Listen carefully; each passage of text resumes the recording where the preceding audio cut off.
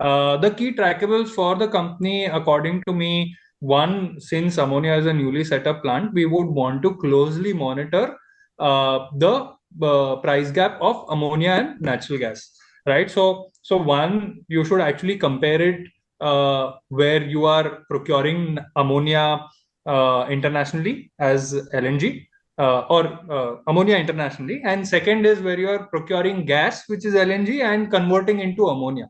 So there is a spread between the two, and there is a macro knowledge which probably says that since there are no new ammonia capacities being added globally, ammonia prices should remain stable, while there are a lot of natural gas compounds which are coming globally in the next few years, which would lead to lesser prices of natural gas as we go ahead. So as the spread between ammonia and natural gas widens, some of the benefit would flow into the profitability of the company, leading to substantial margin expansion.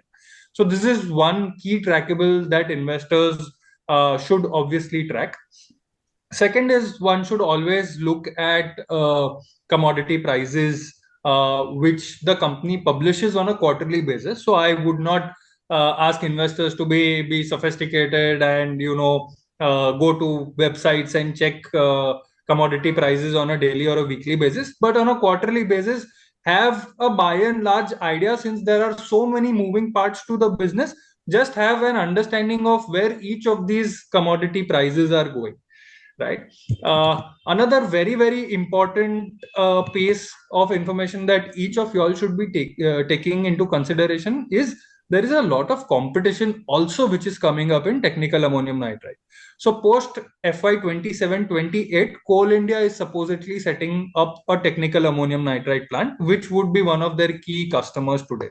So you should also keep your eyes peeled to new plants that are being set up. I think Chambal is also setting up a plant.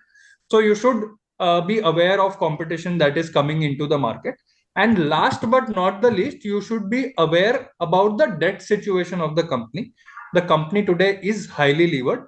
The company has a debt of about 5,000 crores. The management has indicated that the peak debt would be at about 5,500 crores.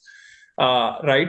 So debt reduction. So I think Naved, when we talked about the demerger, there could be a very high possibility that there could be a strategic investor in one of the businesses, right? Okay. TAN could have, again, there is no information in the public domain or no conversation with the management regarding this piece. But in my understanding, it makes a lot of sense to have an investor in one piece of the business which has an extremely high profitability, and then the money can be then used to reduce the debt which is outstanding in the company.